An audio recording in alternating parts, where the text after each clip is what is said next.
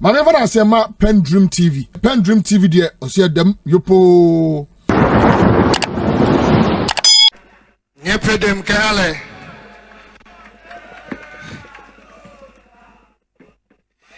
Thank you very much.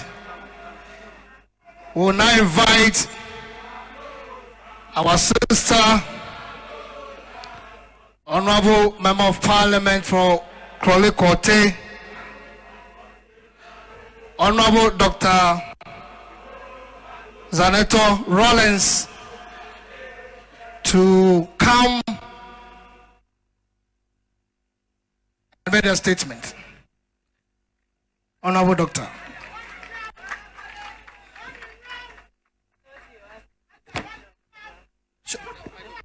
Short.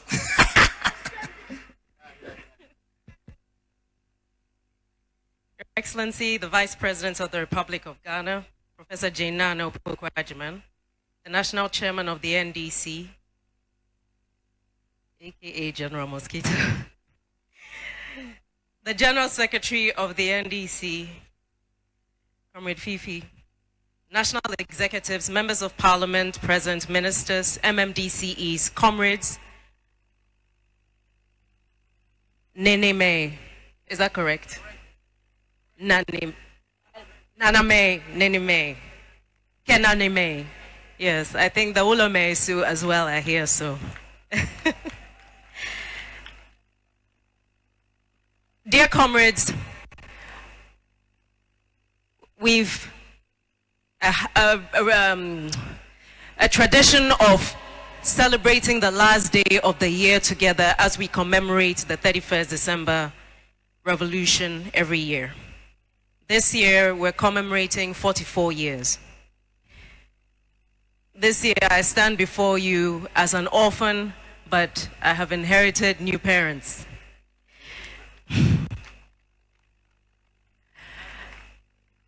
Ladies and gentlemen, my dear comrades, neither June 4th nor 31st December happened in a vacuum.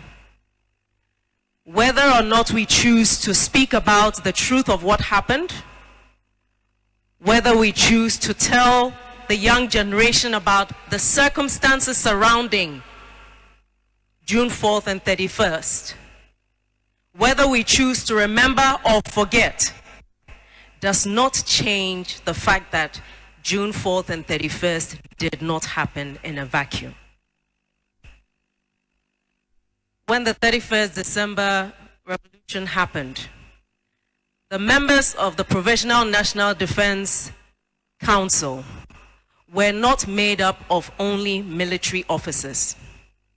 There were civilians from across the length and breadth of this country, professors and doctors from academia, retired officers. We had members who represented the fishermen and the farmers of this country.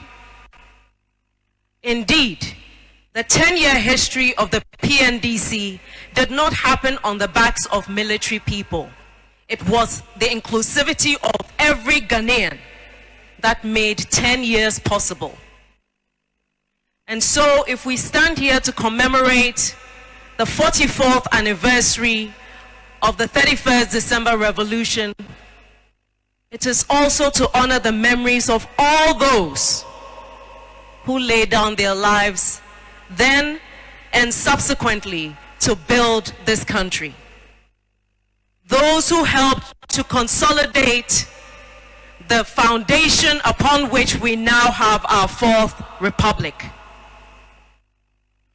As a matter of fact, had the foundation not been so strongly laid, perhaps with some of the things that happened over the years, we would not be here talking about a fourth republic. But the strength and the commitment of those who contributed to those 10 years preceding the fourth republic gave the resilience that we needed to survive some of the lowest points that we have endured since then. Comrades, we have a duty to put aside parochial interests and to put Ghana first. If we look at what's happening in Ghana and we look at what's happening across the sub-region, if we make a mistake of taking incumbency for granted, of exhibiting arrogance of power, we only will have ourselves to blame. No government can provide employment for every single citizen, which is why the responsibility on government is so huge to provide an enabling environment, one that is not drowning in corruption or nepotism or ethnicity or marginalization of members of this country. This country can only survive if we do it together, with dignity, with respect for one another, exhibiting those timeless principles of integrity, of transparency, of accountability, of probity. Ladies and gentlemen, if we are to leave Ghana better than we found it, we have a duty to stick to those principles. And a reset agenda means we must make sure that our moral compass is reset back to where it ought to be. The fact that the bar has been set so low does not mean we should start from ground zero. We can be better than that, and we know better than that. Let us raise the bar. Yes, it's true. Democracy has a tendency to open the door to monetization of everything. But we can be the gatekeepers as to whether that becomes the culture that drives us deeper into the abyss, or whether we will let certain values that cannot be bought be our guiding principles. So that no one, regardless of how much money they have, can derail the consolidation of the democracy of this country. The moment we start to give in is when we start to disintegrate, and it's when we start to destroy the foundation on which we have solidly been placed. There are times when I cannot believe that in my 47 years, I've actually seen this country better than it is. It means that we have to do better to ensure that no government can come in and destroy what has been built. We must be open to self-reflection and criticism so that we can correct what mistakes we are making before it's too late. There's a principle in aviation where you course correct as you are moving, because you cannot always determine the factors that will be facing you as you move forward. Our duty is to course correct. Don't wait till you get to your final destination before you realize that you are on the wrong side. The purpose of decentralization, we have our MMDCEs present here, is to make sure that the vision of the president is carried out down to the local level, to the unit committee level. And who are the members of our committees? Ghanaians of different religions, different ethnic groups, of different political leanings. Let us not be misled or tempted into dividing this country so badly on partisan lines that our progress is stunted. We do not have that luxury. We have to work together. And where wrong is wrong, let's point it out and let's do better. We mustn't wait till the next election before we start looking back to see whether the road is crooked or straight. As we move forward, let's keep checking. Let us not surround ourselves with people who keep saying you are doing well. Let us have objective people around us who will speak the truth without fear, without favor.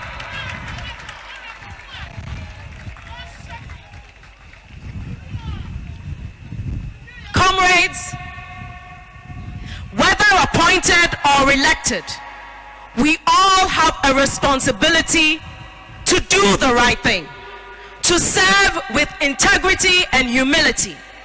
Because your position, my position, anyone's position, whether elected or appointed, you are a custodian of the power of the people of Ghana. You are not there for yourself or for your immediate family. You are there to serve. So serve like you are serving God. Repeat again, repeat. I should repeat. Whether you are appointed or elected, you must serve with humility, you must serve with integrity, because you are a custodian of the power of the people of Ghana. Do not abuse your power. Do not become arrogant, and do not get confused by the fact that you are where you are today, because you do not know what tomorrow holds. So make sure that today you do the best you can do and leave a good legacy behind. Today, as we stand here, as we sit listening, I heard what Honorable Doyo said about the impact that my parents had. God bless them. What are we going to do so that when we are no more, someone can also stand on a podium and speak to what we have done for somebody else apart from ourselves? That is what today is about. Today is about remembering, in case you forgot. Today is about honoring the memory of those who served selflessly. Today is a reminder to us not to abuse incumbency, but to recognize it as an opportunity, to recognize it as a privilege, to do better, to serve the people of Ghana, to leave Ghana better than we came to find it. That is what today is about. We are not here to glorify excesses of the past or the mistakes. But we cannot move forward if we pretend like those things didn't happen or didn't happen in the context of certain things that were happening in Ghana at the time. Let us be guided. The majority of our population is youthful. We must ensure that whether it's education, formal or informal, whether it's by provision of the skills that our people need, whether it's provision of electricity or roads, good roads, whether it is by making sure that the vehicles that people sit in for public transport are safe, so that we do not see the kind of death toll we see on our roads every year. Whether it's to make sure that we don't have people cheating in exams and becoming doctors and nurses who are not sure about what they're doing and can kill patients. Let us also remember that it is honorable to be a teacher. And once upon a time, our best brains became our teachers. And so I will use this platform to appeal to His Excellency the President. When we are looking at policies, let's consider that our teachers are the ones who are going to build the leaders of tomorrow. And let's see how we can empower them to love their jobs and to serve. I know that the NDC, under his leadership, President Mahama, is trying to clear this whole red, gold, green system so we have one class, one set of children going to school without us having children staying at home. We have to make sure that the schools we started building, we finish. So we don't have overcrowded classrooms that make it difficult for teachers to impart knowledge, to guide our children, to instill discipline in our schools. It's time our teachers stop being afraid of children in the schools. We have to protect those who are imparting knowledge to our children so that they are comfortable and brave enough to do so. Parents, please, It's time we took responsibility. The teachers cannot be the ones who teach our children discipline and everything else. We have a duty to also bring our children up in the right way, to be the citizens we want them to be. And finally, I would like to appeal to all comrades. Let us not forget our values because of politics. Let's learn how to be decent to one another. Sycophancy will not get us anywhere. Let us understand that the red, gold, green with the black star must be a symbol of hope, a symbol of truth, of integrity, of love for our fellow human being and for our environment.